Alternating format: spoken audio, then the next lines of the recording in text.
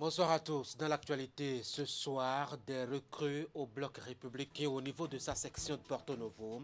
16 mouvements politiques ont atterri armes et bagages chez les militants du cheval blanc cabré. On vous déroule tout à l'heure toute la cérémonie de cette adhésion massive opérée ce week-end. Le Conseil économique et social, action et physionomie. Au titre de l'année 2020, les membres de l'institution en ont eu une idée ainsi que la presse nationale à qui le président a fait un point à travers la présentation de son rapport d'activité. De belles projections pour 2021 ont été faites. Vous allez voir dans ce 19h30 comment ça saute depuis un avion pour des interventions militaires éventuelles sur terre. Ceux dont c'est le métier, on les appelle les commandos parachutistes. Ils se sont exercés comme c'est de coutume chaque année. Nous irons à Boycon les voir à l'œuvre, bien appliqués pour l'exercice annuel. Voilà pour le sommet. Bienvenue aux nouvelles du Bénin. C'est, faut-il le dire, un gros coup politique à Porto Novo. 16 mouvements politiques ont adhéré ensemble au bloc républicain ce week-end. Opération Conquête officialisée à l'occasion d'une cérémonie solennelle à laquelle a pris part notre équipe de l'antenne régionale Ouémé Plateau, conduite par Emma Rodon. Il est le chef d'orchestre de cette grande activité politique. Le ministre de l'Énergie, Jean-Claude Oussou, membre du bloc républicain, soucieux de l'élargissement des bases de son parti dans le département de l'Ouémé, a réussi à pêcher plusieurs mouvements politiques pour le compte de sa formation politique.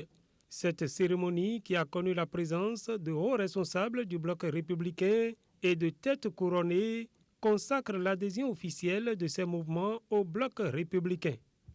Après avoir observé le fonctionnement du bloc républicain depuis sa création, ayant suivi de loin sa méthode d'organisation, nous avons décidé de poursuivre notre vie militante avec le parti du cheval blanc cabré.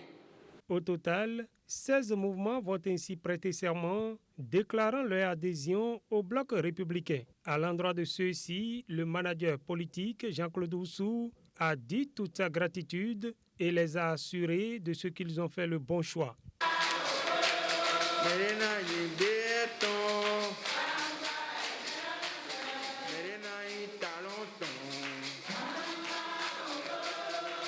Votre décision d'adhérer au bloc républicain est un choix éclairé, opportun et très utile. Opportun et très utile. Un choix éclairé parce que aujourd'hui, sur l'échiquier politique national, le parti du cheval blanc cabré est une mine d'expérience politique. Un énorme contingent d'engagés politiques pour la promotion de la renaissance, comme le dit notre président, le président Patrice Talon, de la renaissance de notre pays. Tâche à laquelle il s'attelle vaillamment en visionnaire depuis 2016, que le peuple béninois lui a confié les rênes de notre pays. Éclairez votre choix l'est parce qu'en tant que défenseur de la démocratie, qui ne relègue pas la bonne gouvernance au second plan, vous arrivez dans un parti que je me plais à présenter comme, je dirais, un incubateur de la bonne gouvernance politique, économique et sociale. Pour cette activité qui consacre l'élargissement des bases du bloc républicain, Jean-Claude Oussou a reçu le soutien de plusieurs de ses collègues du gouvernement. Monsieur le ministre Oussou, soyez remercié pour toutes vos actions. Ces actions dont nous voyons aujourd'hui l'épilogue à travers cette adhésion massive de ces groupements et mouvements au bloc républicain. Pour parler à nos jeunes qui ont adhéré à ce parti, je voudrais leur dire qu'il faut 3 choses. Respecter ce serment que vous avez prêté. La deuxième chose, il faut aimer fortement ce pays. Il faut avoir l'amour du Bénin chevillé à son corps. Et il faut adhérer à la vision du président Patrice Talon, qui avec détermination, avec professionnalisme, avec ardeur, transforme sous nos yeux notre pays. Désormais membres du parti, les 16 mouvements politiques ont reçu comme mission d'aller partout prêcher l'évangile selon le bloc républicain. Actualité institutionnelle. Dès à présent, le ministère du Travail et de la Fonction publique fait un point de ses activités tenues au titre de l'année 2020.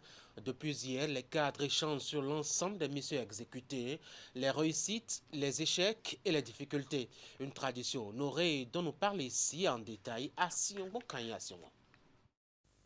Au terme de la gestion 2020, le ministère du Travail et de la Fonction publique fait son bilan. Une revue des performances dont la mise en œuvre affiche un taux d'exécution physique de 83,7% de l'ensemble du programme, l'exécution financière, elle, s'établissant à 99,18% base d'engagement et à 97,58% base ordonnancement. Des résultats atteints grâce à plusieurs facteurs. Les principaux extrants qui justifient cette taux sont entre autres l'élaboration des documents budgétaires 2021. Il s'agit du DPPD 2021-2023, du projet annuel de performance PAP 2021 et du programme d'investissement public PIP 2021-2023, ainsi que les autres outils de planification. Le recrutement de 160 fonctionnaires de l'État au profit du ministère de l'Économie et des Finances et du ministère des Enseignements secondaires, techniques, de la formation professionnelle et 62 agents contractuels de droit public de l'État au profit du ministère de l'Agriculture, de l'Élevage et de la Pêche. À ces facteurs s'ajoute la parution de 11 512 actes de carrière en 2020, l'élaboration de la politique nationale de formation continue des agents de l'État, le développement de certains modules de dématérialisation des actes. Aussi, faut-il noter la mise en place de nouveaux organes comme la Commission administrative paritaire et le Conseil national de discipline. Nombre de choses qui ont impacté les objectifs de départ. Il y a autant de résultats qui sont donc des choses palpables. Aujourd'hui, quand vous venez au ministère du Travail et de la Fonction publique, avec les travaux de dématérialisation réalisés, vous ne perdez pas plus de temps que vous le faisiez avant. Juste pour avoir une information au ministère du Travail et de la Fonction publique, connaître même la position déjà de votre dossier, vous pouvez faire une semaine. Aujourd'hui, vous venez, on vous dira automatiquement le problème qui se pose au niveau de votre dossier. La ministre Adidja Toumatis a saisi l'occasion de l'atelier pour remettre aux gestionnaires de projets les rapports d'évaluation des lettres de mission de 2020. Ils sont appelés à échanger avec leurs collaborateurs sur leur contenu. Parlons toujours de bilan à mettre à l'actif de l'année 2020. On a désormais une idée précise des activités menées par le Conseil économique et social. Son président a présenté aujourd'hui même à la presse et aux conseillers son rapport d'activité, très apprécié par les membres de l'institution. Ils ont d'ailleurs saisi cette opportunité pour établir d'autres défis à relever. Clément Tchadé. Face à ses collègues, le président du Conseil économique et social présente le rapport d'activité de son institution. Augustin Tabek-Bian dresse ainsi le bilan de l'institution constitutionnelle dont les performances au cours de l'année 2020 affichent un taux d'exécution de 83,33% du plan de travail annuel. Ceci malgré le contexte de la COVID-19. De belles réalisations qui donnent espoir à l'ensemble des conseillers de l'institution qui veut encore mieux jouer son rôle de proposition au gouvernant pour des politiques économiques et sociales efficaces et efficientes. Pour chacun des objectifs fixés, nous avons enregistré des résultats satisfaisants, ce qui contribue au rayonnement de notre institution et au développement socio-économique de notre pays. Nous devons donc continuer sur cette lancée en conjuguant davantage nos efforts afin d'accomplir au mieux notre mission constitutionnelle et de le relever les défis qui permettront de traduire dans la réalité tous nos projets. Je ne peux donc m'empêcher, chers collègues, de vous témoigner toute ma gratitude pour l'excellente qualité du travail abattus et pour votre implication individuelle et collective dans le déroulement des activités de l'institution. À l'occasion de cette journée de présentation de rapport d'activité, Augustin Tabek-Bian a réitéré ses remerciements aux membres du bureau et aux présidents des commissions, sans oublier le personnel administratif et militaire. Avec ce résultat, malgré la crise de la COVID-19, le président du Conseil économique et social espère que cette ambiance de cohésion et de solidarité soit durable pour des actions de l'institution qui impactent la vie des populations. Au tribunal de commerce de Cotonou, on est depuis hier au goût du temps, l'Internet et la dématérialisation. Une plateforme est disponible qui rend accessible à tous les diverses procédures. Ceci pour faciliter le service aux clients et aux principaux usagers, à savoir les huissiers de justice, les avocats et autres. Voici le compte-rendu. Le tribunal de commerce de Cotonou dispose désormais d'une plateforme de digitalisation des procédures. Un nouvel outil qui vient faciliter le mode de transmission et de traitement des dossiers et surtout limiter les tentatives de rançonnement et les pratiques de corruption au niveau des acteurs du monde judiciaire. C'est une réforme qui a été réclamée par la Banque mondiale. C'est une réforme qui vise l'amélioration du climat des affaires en ce sens que ça permet aux avocats, depuis leur bureau, de faire des requêtes, aux huissiers, depuis leur bureau, de dialoguer avec le tribunal de commerce. À l'interne même du tribunal de commerce, ça permet au président du tribunal de commerce d'affecter les affaires, de pouvoir les suivre, de pouvoir automatiquement relever les délais et de gagner en transparence et communiquer avec les usagers.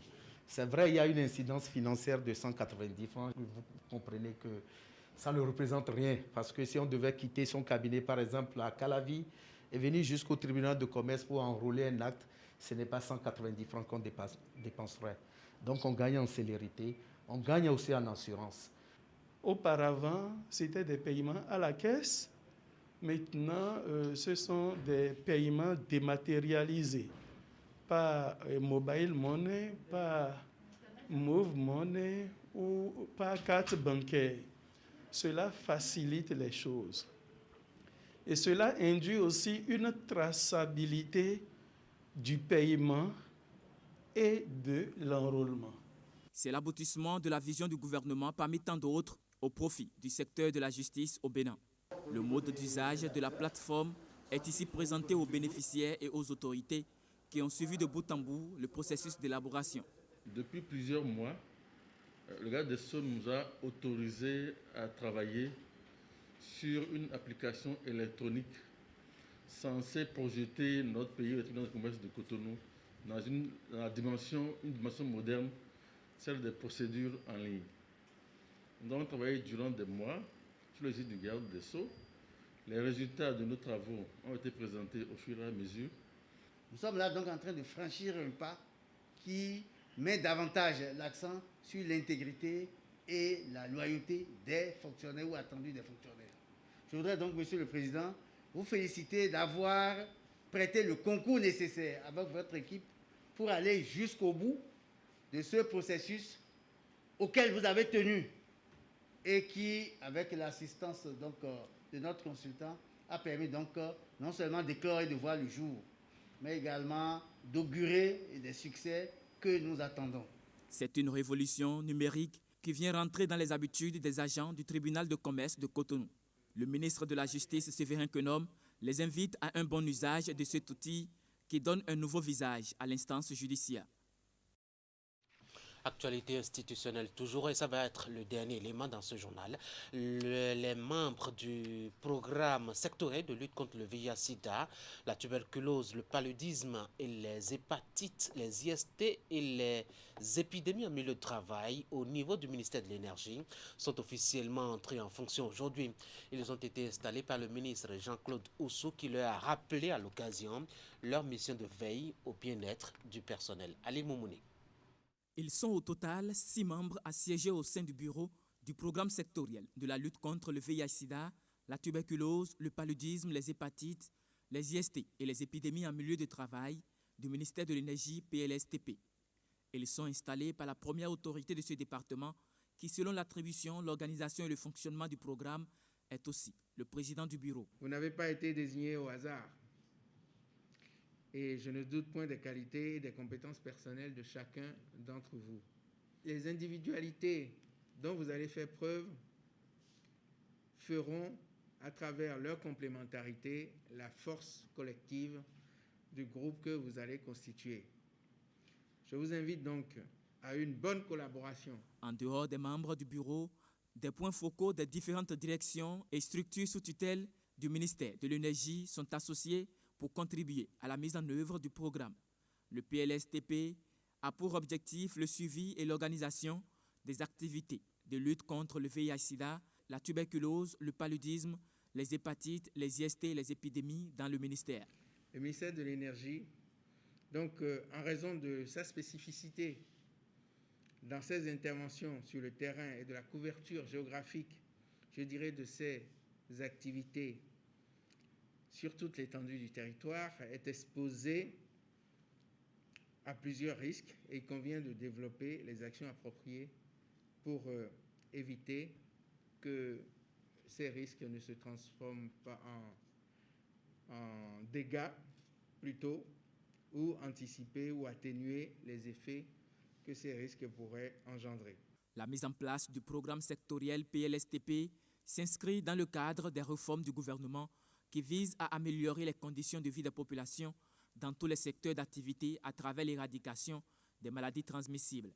Il est précis au secrétariat exécutif du Conseil national de lutte contre le sida, la tuberculose, le paludisme, les hépatites, les infections sexuellement transmissibles et les épidémies, de s'assurer que la prévention des principales maladies, notamment les épidémies, est une réalité en milieu de travail par la mise en place des programmes sectoriels.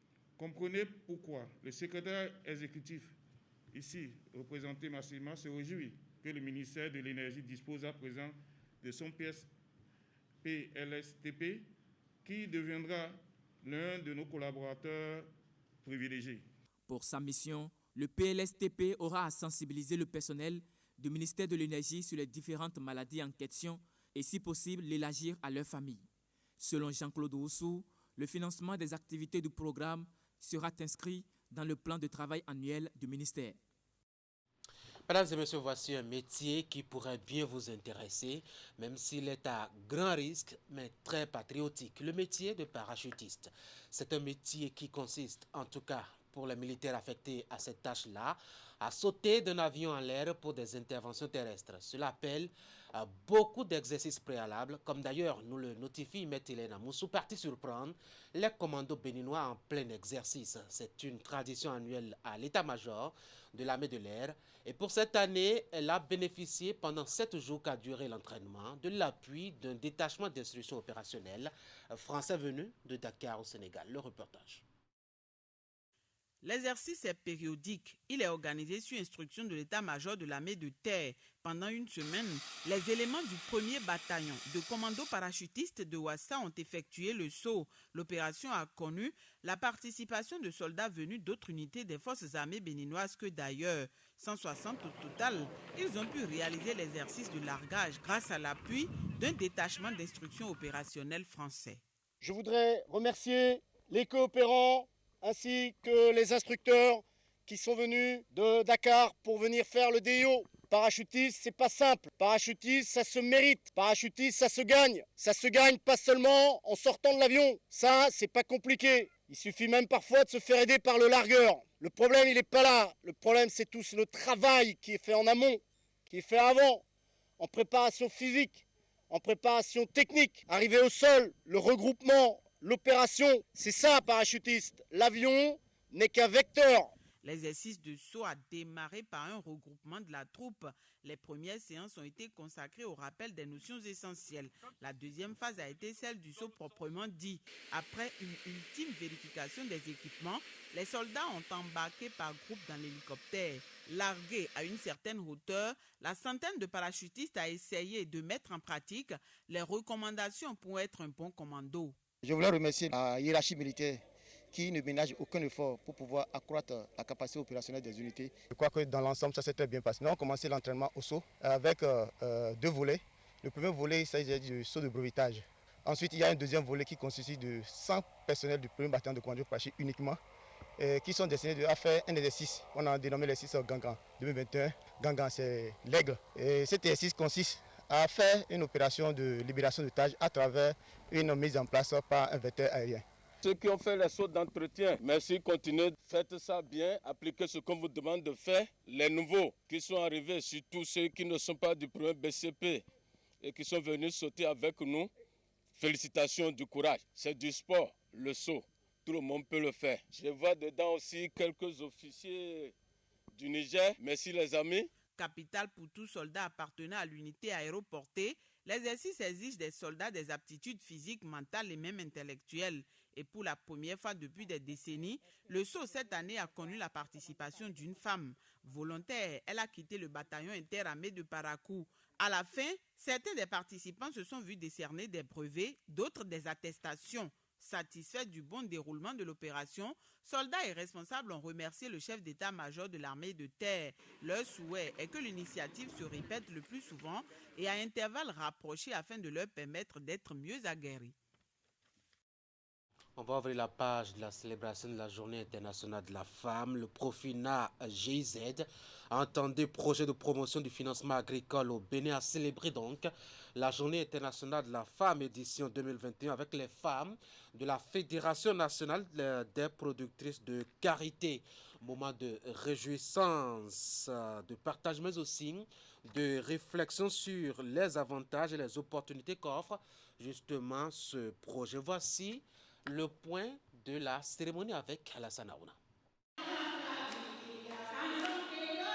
Pour cette célébration de la Journée internationale de la femme, édition 2021, le Profina GIZ, projet de promotion du financement agricole au Bénin, a décidé de la célébrer exclusivement avec ses braves femmes, membres de la Fédération nationale des productrices de karité, un projet de l'initiative Un seul monde sans fin, financé par la coopération allemande GIZ, mise en œuvre depuis 2016 au Bénin.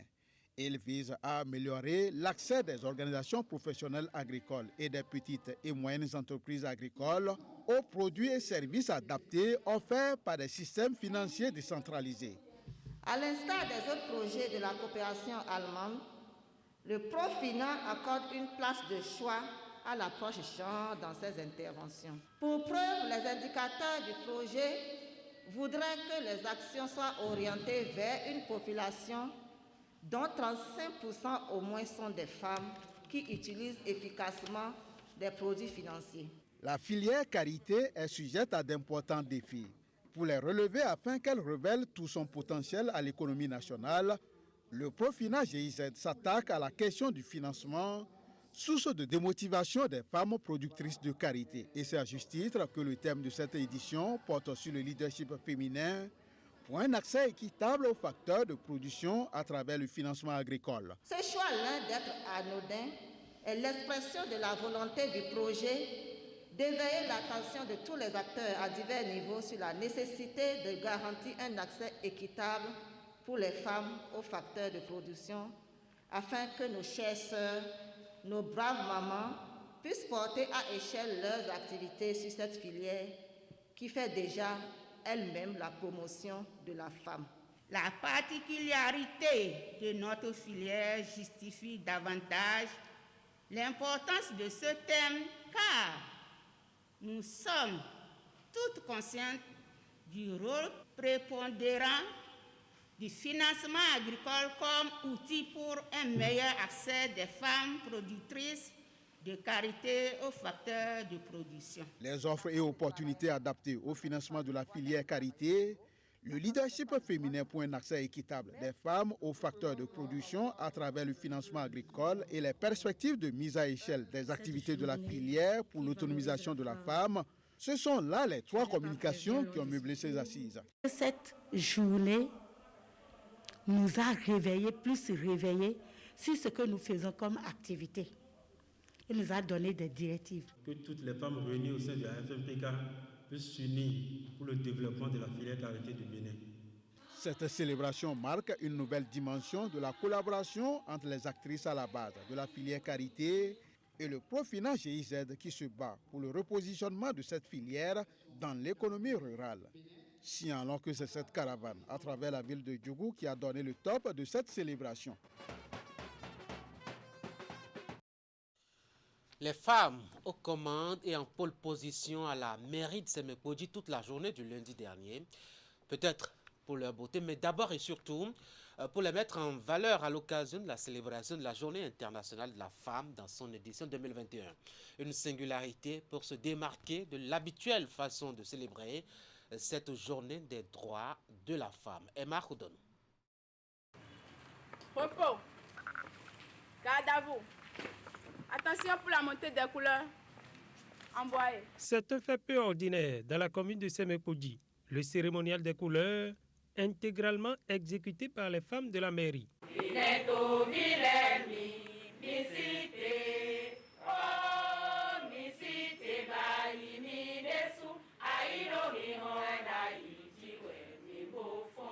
C'est la manière choisie par ces femmes pour célébrer cette année la Journée internationale de la femme.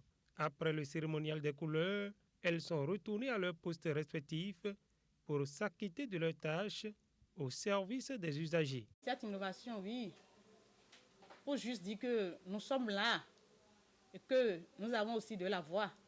Et c'est à travers ces gestes-là que nous pourrions nous faire remarquer. Donc c'est symbolique ce que nous allons faire ce matin.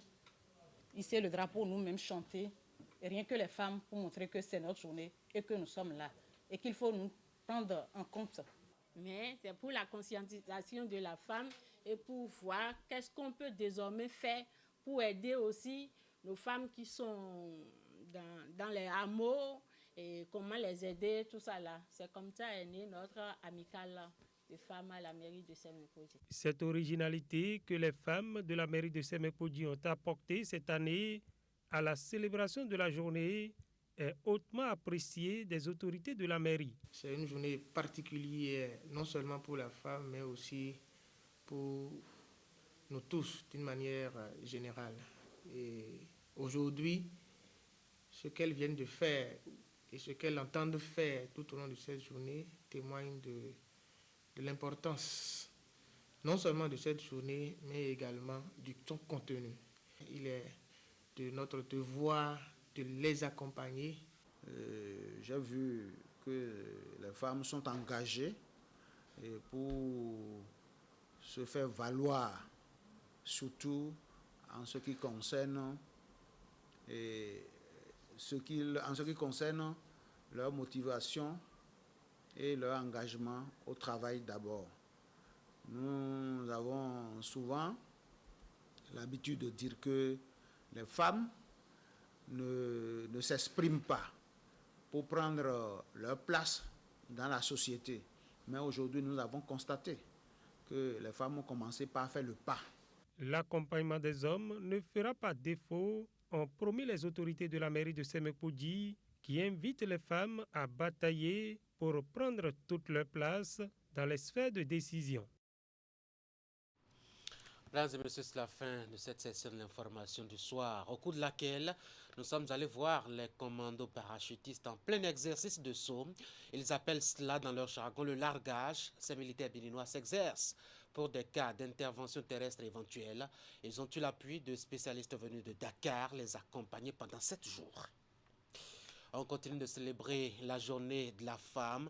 À Semekpodji, c'est le dernier élément de cette édition. On a trouvé une formule singulière pour se démarquer des modes habituels de célébration. Les hommes ont laissé toutes les manettes aux femmes pour le service.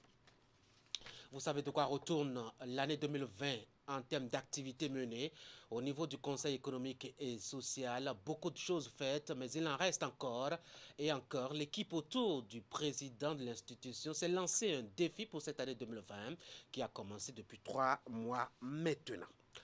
Retenez aussi que la Cour suprême a un nouveau président, son nom Victor Dassi Adossoum.